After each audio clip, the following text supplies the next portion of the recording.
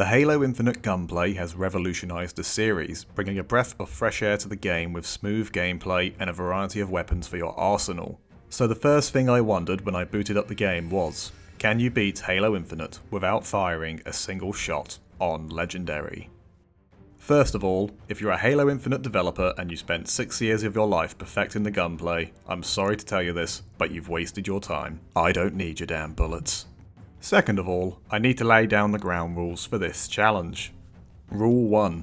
No action of any kind that could count as firing a weapon. This means the only attacks allowed are melee with Chief's Fist, melee with any weapon as long as it's not fired, melee weapons like the Energy Sword and Gravity Hammer, hand-thrown explosives like grenades and fusion coils, and running over enemies with vehicles.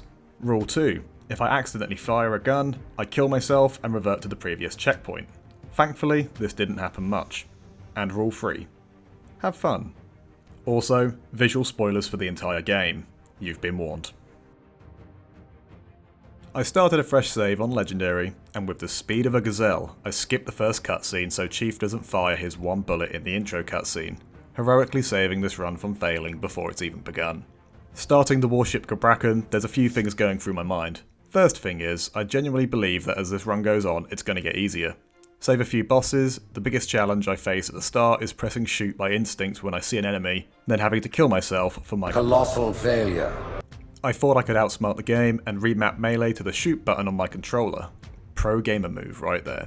I encountered my first enemy, and with no remorse, bludgeoned him to death with my fist.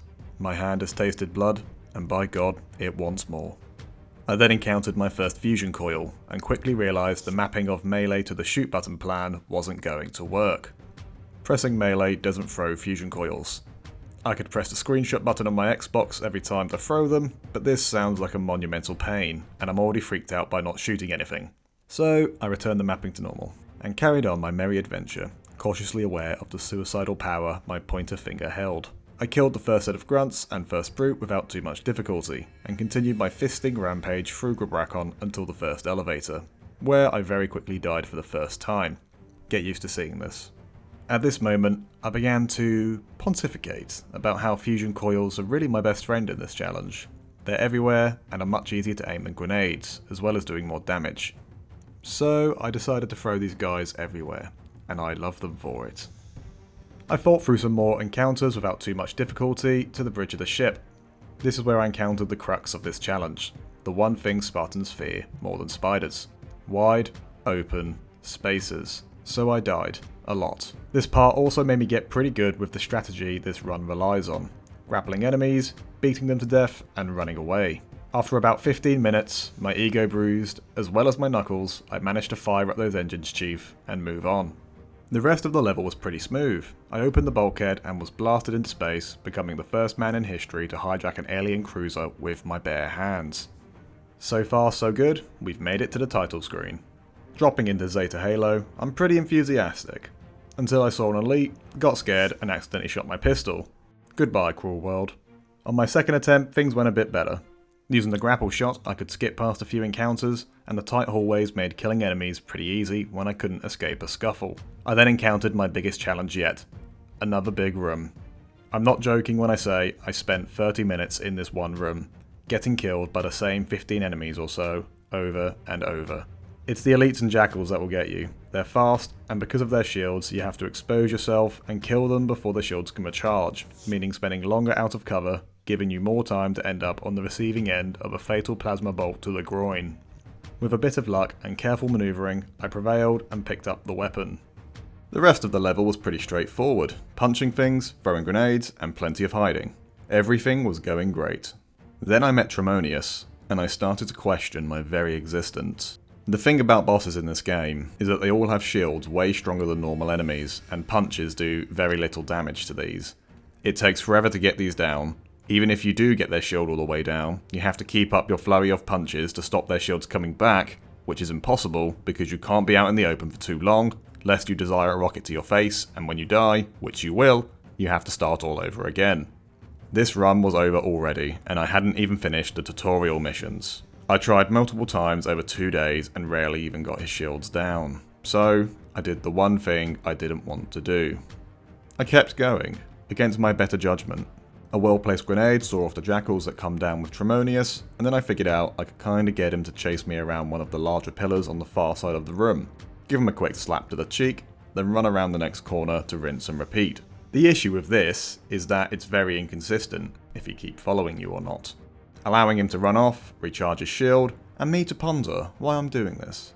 Video games are meant to be fun, and this isn't fun. I tried, and tried, and tried. Eventually, with practice, I got a good rhythm going, dispatching the jackals, using some coils to damage his shields. I also noticed that when grappling brutes in their walking animations, they do this weird thinker pose, giving you a chance to slap them silly and run away, before they'd get back up to tear your face off. This combined with some good movement and grenade sticks, I got him down to about half health before his shields came back. From here I could use the pillar trick and grapple trick to whittle his shield down and stick him as much as I could.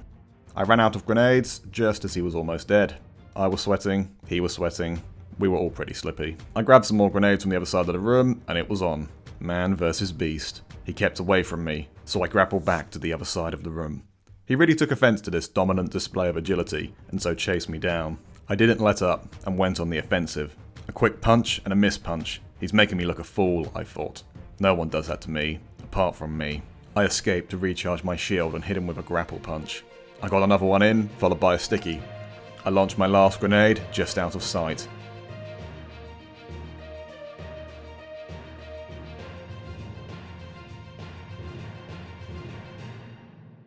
And like that, Tremonius was beaten. The fiercest fist this side of the galaxy was victorious again. I finally made it outside. My plan from here was simple. Get as many Spartan cores as possible to upgrade my grapple shot and shield. The first outpost fell, and I was on to my next one. After a scenic pelican ride, I was back at it. I cleared Fob Gulf for a fast travel point and to see Spartan cores nearby. I set my sights on the energy sword too. By killing Orko Vagadoon, I can spawn one at any of the fobs I have. A deal too juicy to pass up. After 40 minutes of fighting, I realised you could just pick up the sword anyway. If only you could have seen my face. With this, the fight was over in about 2 seconds. I knew getting this would be a good idea. My next objective was the tower, because to beat Halo Infinite without shooting, I had to play the story missions. Big brain thinking right there. I scooted over there in a ghost I found, with a few mysterious dents on the front bumper that I swear were there when I found it. I cleared the courtyard, and came up with a bright idea. By now I was getting pretty good at pummeling anything that moves, but bosses were proving to be a problem. Rather than my fists, I would use my brain. I could beat the next boss by gathering all the fusion coils in the area, taking them up in the grav lift, and then clearing the enemies, taking them up to the boss room to lay a trap. It was genius. I felt unstoppable. I cleared the tower, and then the door locked behind me, leaving my improvised nuclear bomb at the entrance to the prison. No biggie. There's plenty of coils in the boss room to enact my plan. I made another pile, and started the boss fight. I turned around and got killed by my own trap. I'm a fool trapped in a man's body. I reset and tried again. In attempting to use my threat sensor, I accidentally threw a grenade, ruining my trap for the second time in a row. Feeling bad for me, Chaklock walked into it himself. Probably because he couldn't bear the pathetic sight of my failings any longer. Didn't stop him killing me though. I kept trying and had some luck. The sword absolutely demolished his shields and health, so with some grapples, I had the last laugh. Ha ha. With the tower done, I teleported back to Fob Gulf to find some more Spartan cores ahead of going to the dig site, where things really start to get wacky. Once you activate the mining laser cutscene, if you save and quit and load the game back up, jump on top of the laser, enter your map menu, and fast travel away, you become invincible. I don't know why this works, but it does. You'd think it would be plain sailing from here, but you'd be wrong. As soon as I start a mission, this goes away, and I'll be mortal once more. So I have to be careful with my brief stint of immortality. From here I hightailed it across hills to this specific rock. Not because I like it or anything, it's just a rock. But from here, if you have the ground pound, you can use this to break the softlock barrier, stopping you from getting to the other islands early in the game. By jumping across, grappling, and ground pounding immediately, you skip the animation that cancels your grapple if you try to get to the other islands. From here, I was free to borrow a Banshee with no intention of returning it, fly across country to the final island, and not die from the death barriers, because that's kind of the point of immortality. Keep you alive until you hit a loading screen. Just like real life. I flew to the House of Reckoning and parked within the marked bays. I can't afford another ticket. I made my way inside to start the next mission. If you've played this far, you'll know this level is wave after wave of enemies followed by 2 boss fights.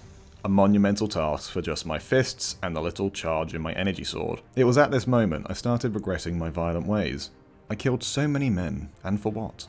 So I took another leaf out of the Halo Speedrunners book and phased through the floor in order to get out of bounds. From here I could grapple around the outside of the geometry, hit a few load triggers, and make my way up the elevator shaft from the outside.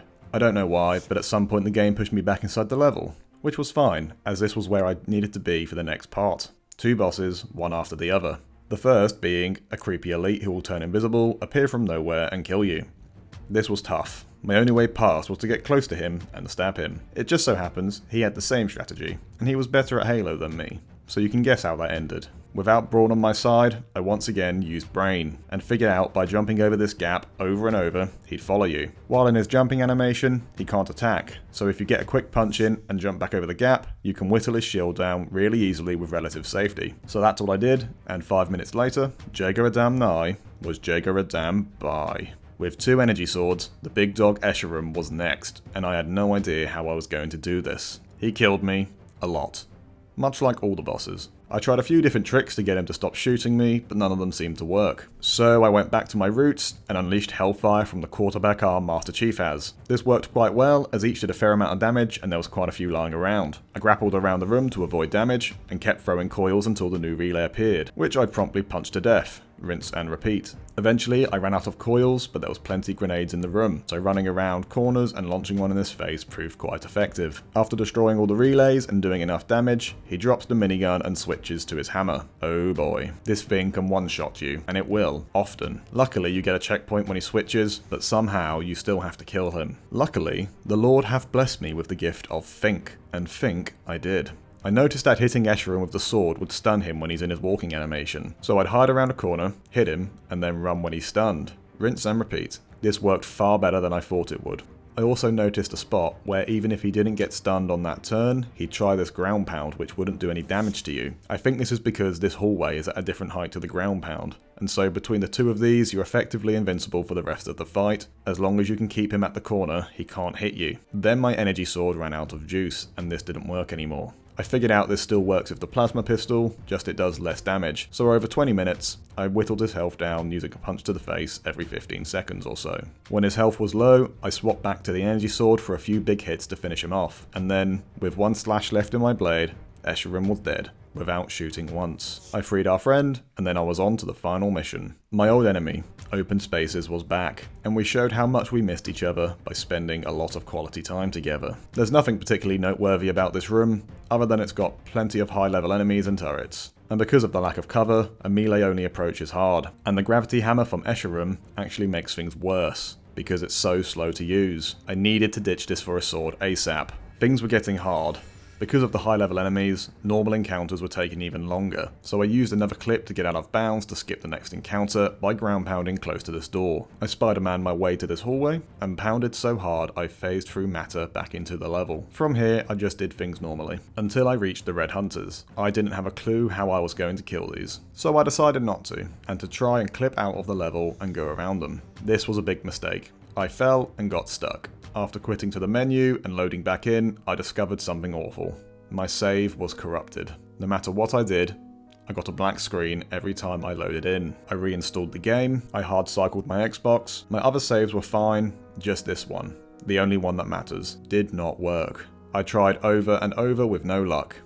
I was beaten, I was done. So I did the only respectable thing. I started a new save and I did it again.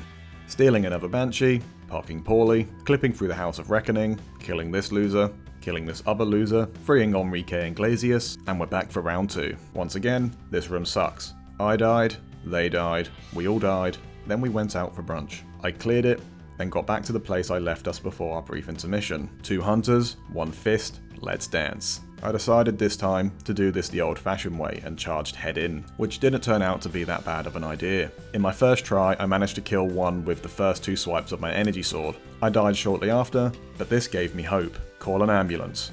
But not for me.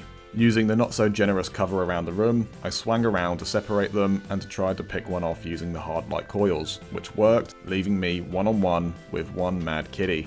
I held my breath and went for it. Grappling behind and the sword did the rest. 2 dead hunters, and all it took was replaying the entire game. A fair trade. The rest of the level was pretty normal, using coils and guerrilla tactics to pick enemies off one by one. Oh my godding at this exposition dump, then trying another speedrun clip to skip the boss fight with the monitor, because at this point I hadn't learned my lesson from the last time I tried to cheat. The video I watched of this made it look easy. I tried for over an hour and I couldn't do it. I even scrolled back through Halo speedrunning discords to try and find the exact positioning, and still couldn't do it. Then I watched an alternative setup video for the clip, tried it, and it worked first time. I guess I'm the best Halo speedrunner alive. I did some more clipping, and some grappling to the top of the level.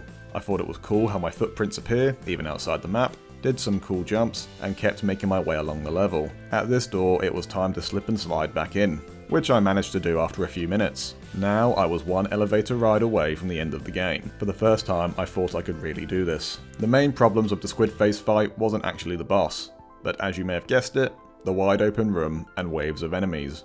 The game had one last chance to mock me, and it took it. I respect that. This stretched me pretty far, and made me realise I've actually become quite good at this, if you'll pardon my humble brag. After the first wave of enemies, the Harbinger appears, whose main attack is homing blue energy balls, which really rock your socks off. There's 2 swords on the wall of the room, which are essential for killing the higher level enemies, and wiping the Harbinger shield down quickly, so save these until you desperately need them.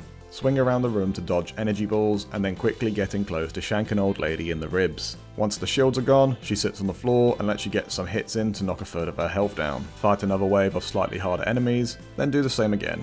Grappling the Harbinger, swinging the sword, and a sticky grenade for good measure seem to be the best way to knock her shield down. She's quick, but the fastest fist in the galaxy is quicker.